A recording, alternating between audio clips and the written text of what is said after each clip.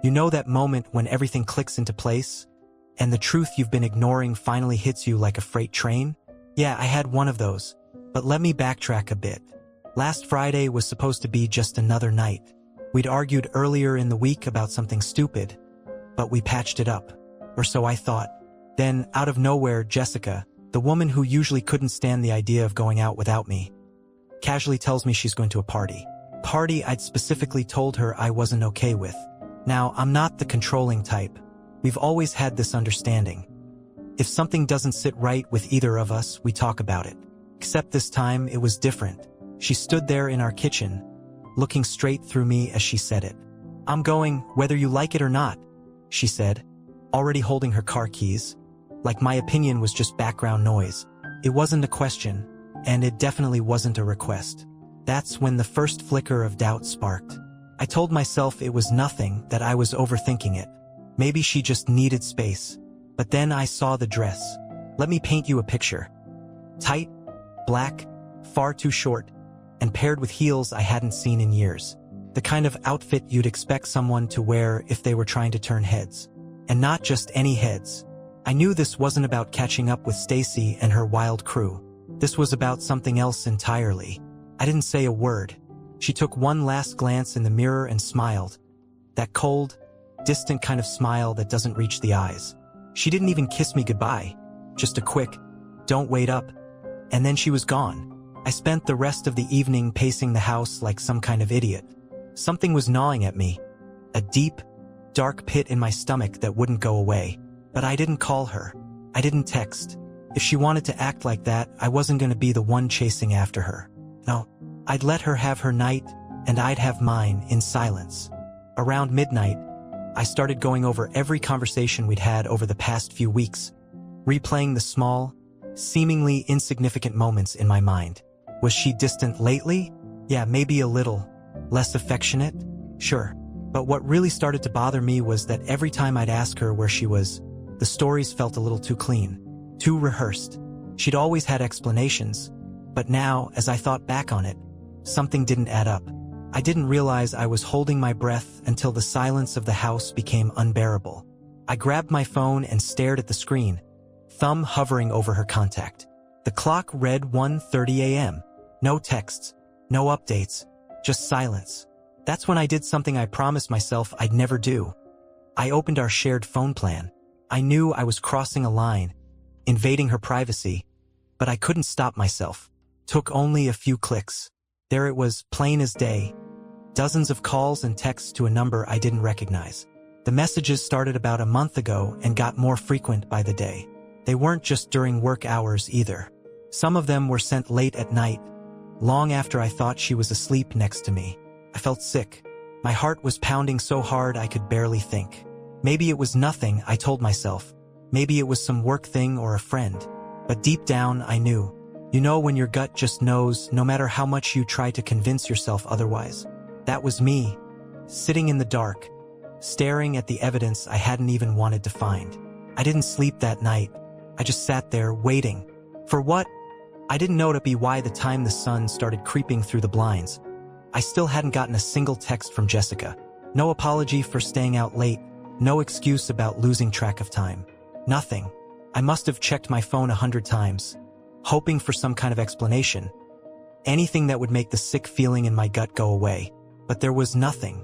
Then, at 7:30 in the morning, I heard the sound of heels clicking against the front steps. I didn't even realize I'd fallen asleep on the couch until I jolted awake at the noise. The front door creaked open, and there she was. Jessica, hair slightly messy, makeup smeared, and smelling like a mix of alcohol and perfume. She stood there, framed by the doorway, as if everything was normal, like she wasn't about to blow up our entire life. She gave me this lazy smile. "Good morning," she said. Like she hadn't just stayed out all night without a single word. She didn't even look sorry.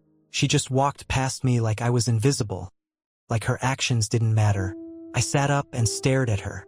My voice came out harsher than I meant, but I didn't care anymore. "Where the hell were you?" She stopped, turned slowly, and met my eyes. But instead of the usual defensive excuses or a half-hearted apology, she laughed. She actually laughed. "Are we really doing this now?" It's too early for your drama. Drama? That was the word she chose? I stood up, trying to keep my anger in check. I stayed up all night waiting for you. No texts, no calls. And now you're standing here like nothing's wrong? Don't act like I'm the one being unreasonable. She rolled her eyes. I told you I was going to a party. I didn't think I needed to give you a minute-by-minute update. We're not teenagers. But here's the thing, it wasn't just the party. It wasn't even about the staying out all night. It was the complete lack of respect in her voice. The way she was looking at me like I was a nuisance in her life. I could feel my hands shaking, not out of fear but sheer frustration. Who's the guy? The words just came out, sharp and cold. I hadn't planned on saying it, but once they were out there, I couldn't take them back. She froze for a second. It was barely noticeable, but I caught it. The slight hesitation before she turned away, dismissing me with a wave of her hand. Oh God, you really are paranoid. There's no guy. Don't lie to me, Jessica. I checked the phone bill. The silence that followed was deafening. I hadn't wanted to say it, but there it was, hanging in the air between us. Her entire expression changed. Her smirk disappeared, replaced by something colder, something sharper. She narrowed her eyes at me like I was the one who had crossed the line. You checked the phone bill? Her voice was ice. What the hell is wrong with you? It was almost impressive, the way she flipped it on me, like I was the villain here for caring where she'd been all night. But I wasn't going to let her control the narrative. Not this time. Who is he? I repeated, this time louder, my voice barely holding together. She crossed her arms, still not looking at me. It's nobody. You're being ridiculous. But her voice was different now, less confident, more calculated. She was testing the waters, seeing if she could still talk her way out of this like she always did. I took a step closer. You've been texting and calling someone almost every day for a month, late at night, and now you're out all night, dressed like that, and you think I'm just supposed to believe it's nothing? For the first time, she seemed to lose her composure. Her jaw clenched, and she finally turned to face me. It's none of your business, she said through gritted teeth. You don't own me. And there it was, that final admission, buried under layers of deflection. She didn't deny it anymore. She didn't try to explain. She just made it clear that she didn't care what I thought, that my feelings weren't her concern. I stood there, numb, staring at the woman I thought I knew. There was no shouting, no dramatic argument, no tears. Just this cold, quiet realization that the person standing in front of me had changed. Or maybe she'd always been this way, and I was just now seeing it. She turned on her heel and walked towards the bedroom. I'm going to sleep, she said over her shoulder. Like that was the end of the conversation, like everything was suddenly fine. But it wasn't. Nothing was fine. She disappeared into the bedroom without another word, and the door clicked shut behind her. The sound echoed in my ears, leaving a strange emptiness in the room, as if the air had been sucked out. I stood there, motionless, trying to process what had just happened. It wasn't the silence that hurt. It was her complete indifference. She hadn't even tried to explain herself, hadn't bothered to cover up her tracks or soften the blow. She just walked away, like I didn't matter, like we didn't matter. I collapsed back onto the couch, my mind racing. A month, at least a month, she'd been talking to someone else. Late at night, while I was sleeping in the next room, she was texting some guy. And she hadn't even flinched when I confronted her. She just looked right through me. What was I supposed to do with that? My thoughts were spiraling, every memory of the past few weeks unraveling in real time. The nights she stayed out late, claiming she was with Stacy, the new gym routine, the random work dinners she never used to have. I had missed all the signs, or maybe I just hadn't wanted to see them. I felt my phone vibrate in my pocket. For a moment, I thought it might be her, texting me some half-baked excuse or apology from the other room. But when I checked, it was a notification from our phone plan app. My heart dropped. I hadn't turned off the alert for that number, the one she'd been calling. A new message had just come through. That number. At 7:48 a.m. She hadn't even been in the house for 20 minutes, and she was already talking to him. I don't know what possessed me to do it, but I clicked on the number. I wanted to see who he was. I needed to know. A name popped up on the screen, Mark. Not a work contact, not some random friend, but Mark, a guy I didn't know, with a number I'd never seen. Couldn't breathe. My hands were shaking as I opened the call log. 46 calls in the past 2 weeks. Dozens of text messages. All late at night, all while she was supposedly too tired to talk. There was no denying it now. This was real. It wasn't just paranoia anymore. Jessica had been seeing someone else. I heard movement from the bedroom. The door opened slightly, and she peeked out, her face calm, like nothing had happened. "Are you seriously still on this?" she asked, her tone flat, almost bored. I looked up at her, phone still in hand. "I know it's him," I said quietly. "Mark, that's his name, isn't it?" For a second, she didn't react. Then, with a small shrug, she said, "Yeah, so what?" Like it was the most natural thing in the world. Like she just admitted to forgetting to pick up milk from the store. "Yeah, so what?" That's when everything inside me snapped. I wasn't even angry at that point. I was past anger, past hurt. It was something else now. Numbness. Cold, clear numbness. "How long?" I asked, my voice hollow. Jessica rolled her eyes, like I was being ridiculous for asking. "I don't know. A few months, maybe." She leaned against the doorframe, completely unfazed. "Does it really matter?" My mind couldn't comprehend her words. Does it really matter? How could she stand there, acting like it was no big deal? My world was falling apart, and she couldn't even be bothered to look guilty. I stood up slowly. "You've been seeing him for months, lying to me, going behind my back, and you're standing here asking if it matters?" She crossed her arms, annoyed. "I didn't lie to you. I just didn't tell you everything." Her voice had this edge to it, like I was the unreasonable one for feeling betrayed. "You've been so controlling lately, always questioning me. So yeah, I needed space. And Mark, he gets it. He doesn't suffocate me like you do." My mind was reeling. Controlling? Suffocating? Was that how she justified this to herself? Space? I laughed, but it wasn't a real laugh. It was bitter, hollow. "You needed space, so you ran to another guy? You cheated because I cared about where you were." Jessica tilted her head, her expression bored, like she was over this entire conversation. "Oh, don't be so dramatic. We didn't even sleep together until last week, if that's what you're really upset about." The casual way she said it, like it was nothing, made my stomach turn. "Last week," I repeated, the words barely registering. My entire body felt cold. I didn't even know what to say anymore. "Yeah, it just happened. But if you'd stop overreacting, you'd see that it's not a big deal. We've been drifting apart for a while now, and you know it." She said it like it was some simple fact, like I was supposed to just accept it and move on. I could barely look at her. She wasn't the woman I thought she was, not anymore. Maybe she never had been. I turned away, staring out the window. The room felt too small, too suffocating. I couldn't stand to be in the same space as her. "Get out," I said quietly, my voice barely above a whisper. Jessica's eyes widened, caught off guard for the first time. "What?" I said, "Get out," I repeated, louder this time, turning to face her. "I don't care where you go. Just leave. Now." For a moment, she looked like she might argue. But then, without another word, she grabbed her purse from the counter. Slipping on her shoes like this was just another ordinary morning. "Fine," she said, brushing past me towards the door. "I'll go, but don't expect me to come crawling back. You did this to yourself." And with that, she walked out, slamming the door behind her. The house fell into silence again, but this time it was different. This time, the silence felt final, like something had broken that could never be fixed. The sound of the door slamming echoed through the house, leaving a ringing in my ears.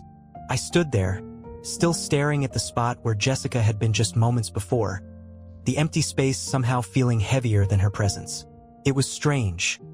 After months of feeling like she was slipping away, the house now felt suffocating without her. I don't even know how long I stood there, just frozen. My mind was blank, except for one thought looping over and over. She's gone. She's really gone. And yet, even in that moment, I couldn't tell if I was devastated or relieved. Maybe both. I collapsed onto the couch, still clutching my phone, my hands trembling. The notifications for her and Mark's calls were still there, staring back at me, as if mocking everything I thought I knew about my life. How had it come to this? How had I let it get this bad without realizing? I dropped the phone onto the coffee table and leaned back, staring at the ceiling. My chest was tight, but not from crying. Tears never came. I felt hollow, numb, almost as if my brain was refusing to process what had just happened. I wanted to feel angry. I wanted to scream, break something, punch a wall. Anything to release the pressure building inside me. But nothing happened. I just sat there, as though I were stuck in some nightmare I couldn't wake up from. My mind started racing again, going back over every detail, every moment that led up to this. I thought about the night we met, how she'd walked into that bar with a confidence that had drawn me in immediately. She was different back then. Funny, spontaneous, real. At least I thought she was. But now it felt like I'd been living with a stranger, and I was only just realizing it. And then there was Mark, some guy I'd never met, never even heard of, who somehow became more important to her than I was. The worst part wasn't even that she cheated. It was the fact that she didn't care. She didn't even try to lie to me when I asked her who he was. She just shrugged it off like it was nothing. Like I was nothing. I should have seen this coming. Maybe I did, deep down, but I'd convinced myself it couldn't happen to me. That we were stronger than this. That I was stronger than this. But clearly I was wrong. Jessica had been slipping away for months, and I'd been too blind to notice, or too stupid to accept it. The last few conversations we'd had played in my head like some twisted highlight reel, all the little moments where I'd asked if something was wrong and she'd brushed me off. I remembered the times she came home late, the nights she turned away from me in bed, claiming she was tired, the nights when I could feel her slipping away, inch by inch, but I hadn't done a damn thing about it because I didn't want to seem paranoid. And now it was too late. She was gone, and I was left here, in this empty house, with nothing but the weight of her absence. The reality of it all started to settle in. She wasn't just gone for the day. She wasn't coming back. This wasn't some fight we could fix with a few apologies and promises to do better. This was it. The end of us. And as much as I wanted to believe otherwise, I knew there was no coming back from this. Not after what she'd said. Not after what she'd done. A cold wave of clarity washed over me. The weight of the situation finally hit me. Jessica wasn't just some confused woman looking for a way out of a rough patch. She had chosen this. She had decided that Mark was worth more than everything we'd built.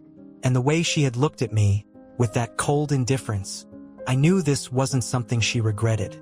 She was done with me, and she had been for a while. I was just the last to know. I don't know how long I sat there before I finally got up and started moving. I needed to do something, anything, to stop myself from thinking. My hands started working without my brain really catching up. I grabbed a trash bag from the kitchen and started going through the house, gathering every trace of her I could find. Clothes, makeup, that stupid scarf she'd bought and never wore, the perfume that now made me feel sick to my stomach. I wanted it all out. Each item I threw into the bag felt like a small victory, as though I was purging her from my life, piece by piece. The photos were the hardest. There was one of us from our first vacation together, smiling at the beach like we had the world ahead of us. I stared at it for a long time before ripping it in half. She wasn't that person anymore. Neither was I. I tossed the pieces into the bag and kept going. By the time I finished, the house felt eerily empty. The air was heavy, the walls too quiet. But at least she wasn't here anymore. At least I didn't have to see her face, hear her voice, or pretend that we could somehow fix this. As I sat back down, exhausted, a new thought crossed my mind. What was I supposed to do now? I hadn't even thought that far ahead. It was like the rug had been pulled out from under me, and I was still free-falling, not sure where or how I'd land. But one thing was clear. This wasn't going to end with me sitting here, waiting for her to come crawling back. She'd made her choice, and I wasn't going to be her backup plan. Not anymore. She thought she could just walk out of my life and leave me shattered, but I wasn't going to give her the satisfaction. I had no idea what came next. Divorce? Maybe. Confronting Mark? The thought crossed my mind, but what good would that do? What was I going to do? Ask him why he ruined my life? No, I needed to figure out how to move forward, how to rebuild after everything had been torn apart. I didn't have all the answers yet, but one thing was for sure. This was the beginning of the end for Jessica and me. And for the first time, I realized that maybe, just maybe, that wasn't the worst thing in the world. The house was still almost eerily so. Every object, every shadow, seemed sharper in the absence of Jessica. It was like her leaving stripped everything of the comfort it once held. I should have felt relieved that she was gone. But instead, I was stuck in this odd limbo, caught between disbelief and the crushing weight of reality. The house felt like a stranger's home now. My own walls, once filled with laughter, arguments, shared secrets, they felt alien. I sat back on the couch, the trash bag of her things at my feet, and let out a long breath. There was nothing left to do except face the truth. It's strange how you can live with someone for years, share a bed, meals, memories, and then, in a moment, it's like you never knew them at all. All the promises, the future plans, gone. All it took was one name, Mark, and everything fell apart. I had to tell someone. I couldn't sit in that silence any longer, trapped in my own thoughts, so I called my best friend, Eric. He picked up on the second ring, groggy but concerned. "Hey man, what's up? You all right?" His voice was still thick with sleep, but I could hear the undercurrent of worry. I rarely called this early unless something was seriously wrong. I didn't know where to start. "Eric, she's gone." There was a long pause on the other end. "Wait, what do you mean gone? Like, she left? She's been seeing someone, some guy named Mark. It's been going on for months, apparently. She admitted it this morning like it was no big deal. She walked out." I could hear the anger starting to creep into my voice, the numbness giving way to something darker. Eric cursed under his breath. "Jesus, man, I don't even know what to say. I'm so sorry." "Yeah, well, sorry doesn't change anything." My voice cracked, betraying the flood of emotions that had been building inside me all night. "She doesn't even care, Eric." She didn't even try to explain. It was like I didn't matter anymore. Like I never did. "Man, I can't believe this. She seemed so into you. I mean, sure, things have been tense, but I never thought she'd do something like this." His words were filled with genuine disbelief, but they weren't helping. "Yeah, well, she did. And now she's gone." I let out a bitter laugh. "Just like that." Eric was quiet for a moment, and then he asked, "What are you going to do now?" The question hit me like a punch. What was I going to do? I hadn't thought that far ahead. All I knew was that I couldn't just sit there and wallow in the mess she'd left behind. I don't know yet. Divorce, I guess. I mean, what else is there to do? It's not like I can just forgive her. "Are you sure about that?" Eric's voice was hesitant. "I'm not saying you should or shouldn't, but maybe there's more to this. Have you guys really talked?" I clenched my jaw, trying to keep the frustration in check. "There's nothing to talk about, Eric. She cheated. She's been lying to me for months. What's there to even say after that?" "I get it, man. I'm just saying, sometimes people make mistakes. Stupid, awful mistakes. But that doesn't mean it's over if you don't want it to be." His words stung. I knew he was trying to help, but the idea of even considering forgiveness right now made my blood boil. I'm not going to be some idiot waiting around while she figures out whether she wants me or this other guy. She made her choice. Eric sighed on the other end, probably realizing this wasn't the time to push. "All right, I hear you. But whatever you decide, just don't make any rash decisions right now. Let things settle a bit." I didn't answer. I didn't know how to. I just felt lost. Like everything I thought I knew about my life had been ripped away in a matter of hours. After a few more awkward exchanges, I hung up and tossed my phone onto the couch. That's when I noticed something. Jessica had left her laptop on the kitchen counter. It was half open, the screen dark. My heart started pounding. I didn't want to snoop. Hell, I already hated myself for checking the phone bill. But something told me there was more that I wasn't seeing. I walked over, hands shaky, and flipped the screen open. The laptop whirred to life and her desktop popped up. No password. Jessica had never been one for security. For some reason, that felt like the final insult. So careless, so confident that I'd never dig deeper. She probably thought I'd be too much of a coward to look. I opened her browser and went straight to her emails. I wasn't proud of it, but at this point, pride didn't matter. I needed to know what else she was hiding. Scrolling through her inbox, it didn't take long to find him. A thread of emails between her and Mark, going back for weeks. Flirty, casual, full of inside jokes I didn't understand. as if they had their own secret world. But then I hit one email, and it felt like the floor dropped out from under me. Subject: last weekend was amazing. I clicked on it, dreading what I might see. And there it was, in plain text. Plans to meet up at a hotel, details about how great their time together had been, even a damn photo of them, together. Smiling. Happy. She looked radiant in a way I hadn't seen in months. And it wasn't just a casual fling. They'd been planning things. Future weekends. Trips. My head spun, and I gripped the edge of the counter to steady myself. It wasn't just some drunken mistake, some one-time thing. She'd been actively building a life with this guy while still living in our home, still pretending to be my wife. I slammed the laptop shut, unable to look at it anymore. The betrayal ran deeper than I'd thought. It wasn't just about a physical affair. It was emotional. She had checked out of our marriage long before I even realized. And worse, she didn't care. She'd left me in the dark, living a double life without a second thought. The anger surged again, but this time, it was mixed with a deep, gnawing sadness. She had chosen him, over me, over everything we'd built. And now I was left with the pieces. I stared at the closed laptop, my mind racing with 100 different thoughts, none of them leading anywhere good. I could feel the weight of the next decision pressing down on me, but no answer seemed right.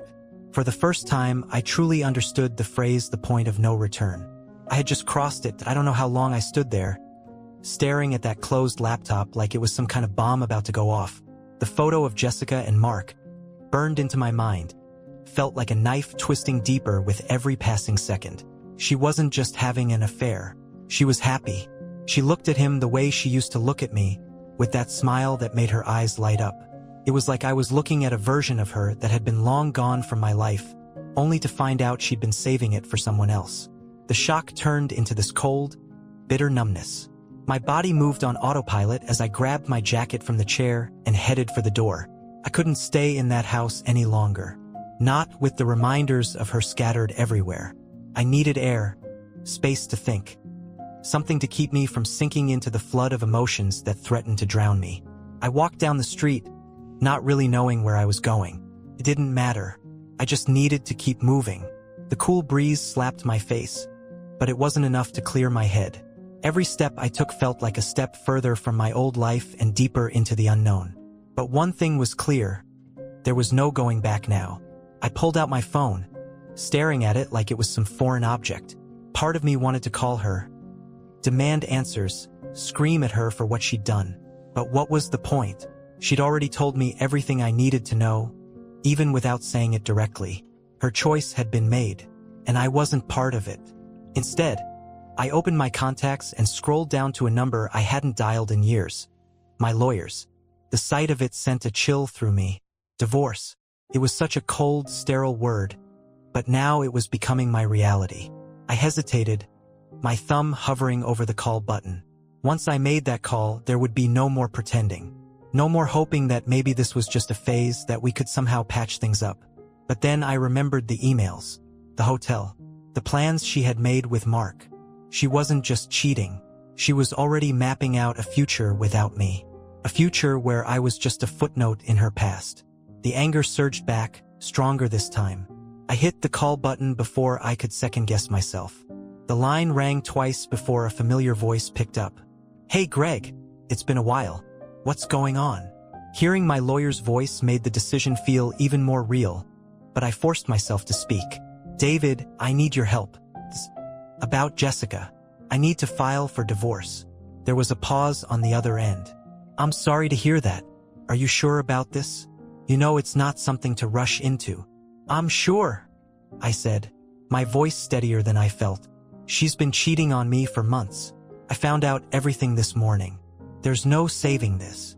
David didn't push any further. "All right, let's meet in my office tomorrow, and we'll go over the details. I'll need to get some information from you, but we can get the process started."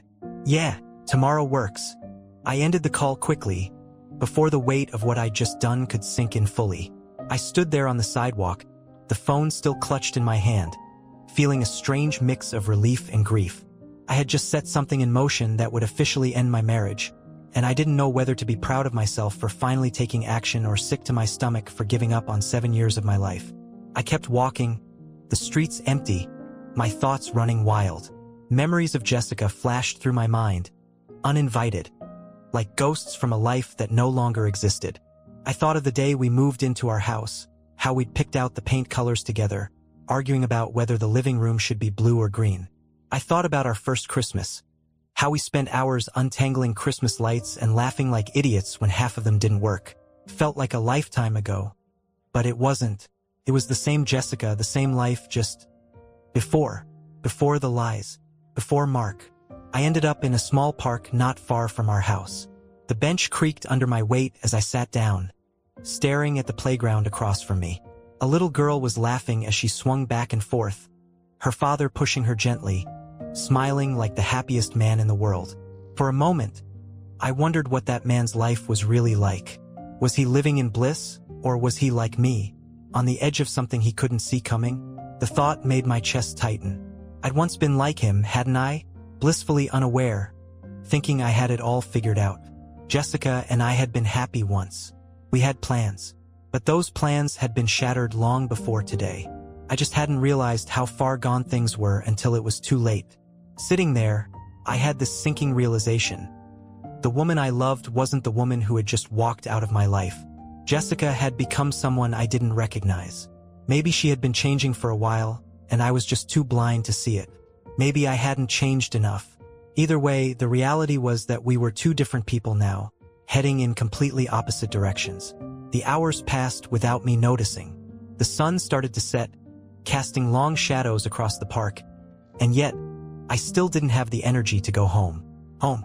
The word didn't even feel right anymore. The house might have had 4 walls, a roof, and all my things, but it wasn't home. Not without the life I thought I'd have. Finally, I stood up and started the slow walk back. As I approached the house, something caught my eye. The trash bag I'd packed with Jessica's things was still sitting by the front door, where I'd left it. I picked it up, the weight of it feeling strangely satisfying. This wasn't just trash. This was the last of her. The last remnants of the life she'd chosen to discard. Without a second thought, I took the bag and tossed it into the large trash bin outside. The lid slammed shut, the finality of it echoing in the quiet evening air. And just like that, the first step toward moving on was taken. I didn't know what the next days, weeks, or months would look like. I wasn't naive enough to think that a single act of throwing away her things would fix the mess she'd left behind. But for the first time, I felt like I had control over something, no matter how small. The future was a blank slate now, and while that terrified me, it also felt freeing. One thing was certain. I was done being a backup plan in Jessica's story. This was my life too, and I wasn't going to let her betrayal define it. The next morning felt surreal, like I was living in someone else's skin. I'd slept in our bed, but it felt emptier than it ever had. The silence was unbearable. No sound of Jessica moving around the house, no clatter of dishes in the kitchen. Just me, lying there, staring at the ceiling, my mind trapped in the loop of what had happened. There was no turning back now. I'd made the call. Divorce was no longer a vague concept, something to fear or dismiss. It was coming, fast. I got out of bed, my body heavy, as though gravity was stronger today. My phone buzzed on the nightstand. For a split second, I thought it might be Jessica, but when I checked, it was just Eric. A simple text, "You okay?" I stared at the screen, wondering how to respond. Was I okay? I wasn't sure I even knew what that word meant anymore. I sent back a quick, non-committal, "I'll be fine," before tossing the phone back onto the bed. I forced myself to move through the motions of the day. Coffee, shower, clothes. Everything felt mechanical, like I was going through a checklist just to keep my mind occupied. But every task, every room I walked into, reminded me of her. The way she used to sing off-key while making breakfast, or how she'd leave her shoes by the door, always promising she'd put them away later but never did. I wasn't ready to face the world, but I had to meet David, my lawyer, to officially start the process. I grabbed my jacket and headed out the door, avoiding the trash bin where I'd tossed the remnants of her yesterday. The drive to David's office felt longer than usual, my thoughts heavy with the weight of what this meeting represented. I parked the car and sat for a moment, staring at the office building. The reality of it hit me again.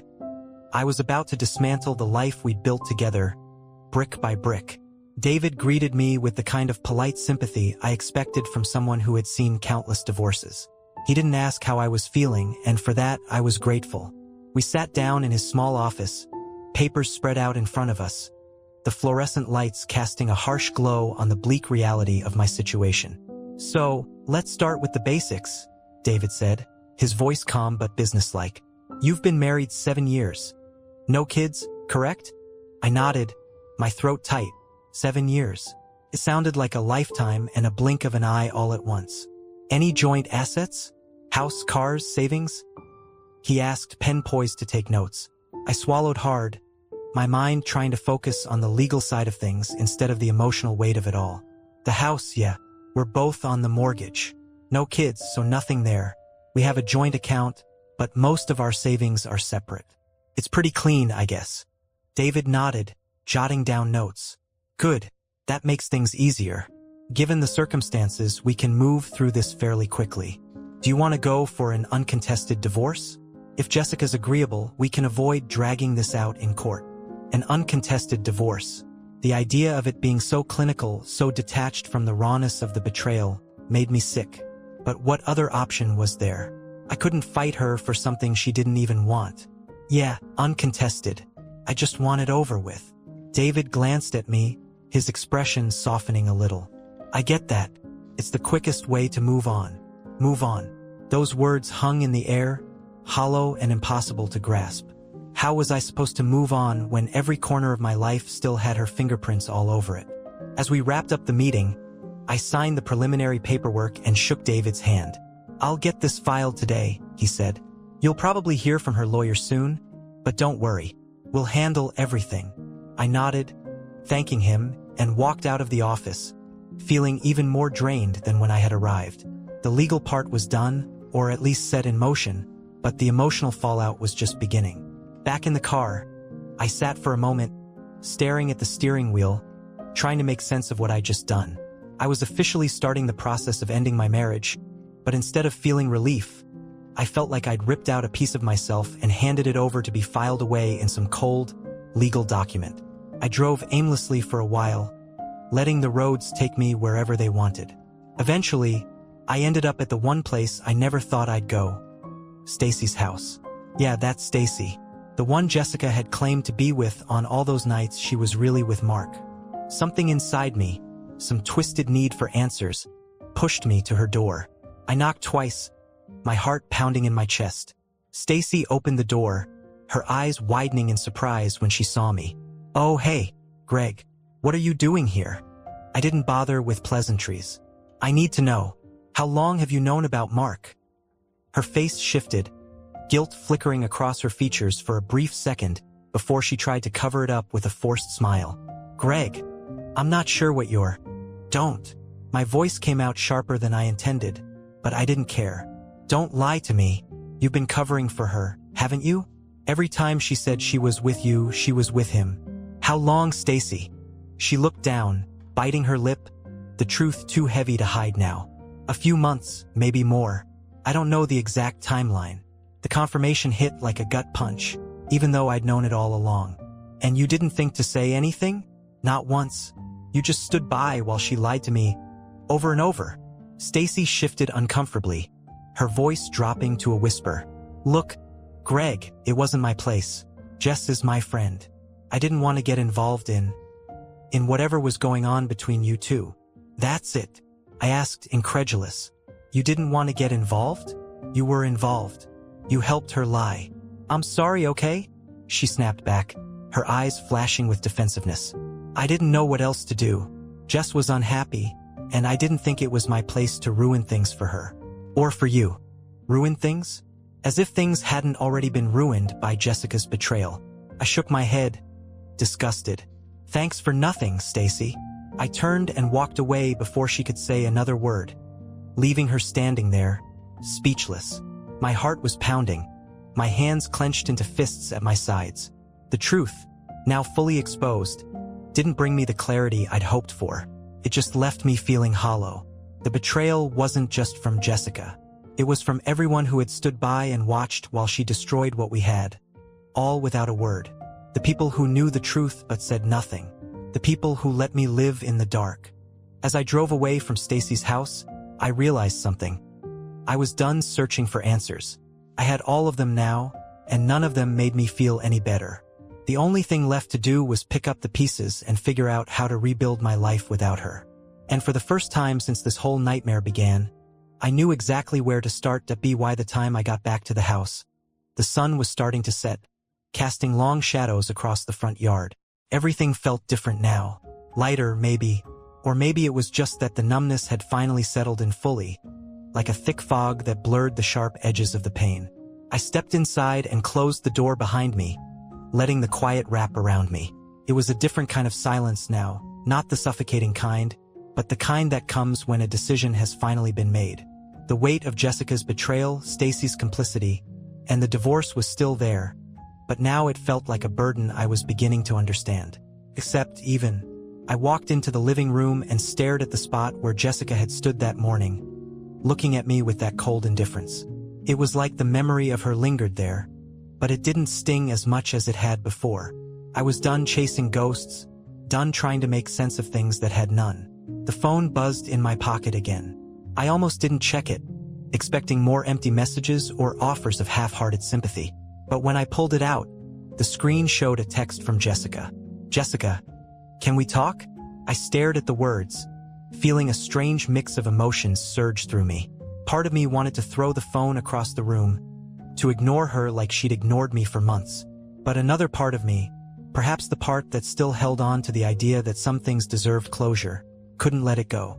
I needed to hear what she had to say, if only to finally put this entire chapter behind me. I didn't text back. Instead, I grabbed my keys and drove. I knew where she was, probably staying at Mark's or hiding out somewhere. But if she wanted to talk, she could meet me at the place where it all started to go wrong. The drive was short, and before I knew it, I was parked in front of the coffee shop where Jessica and I had had our first real date.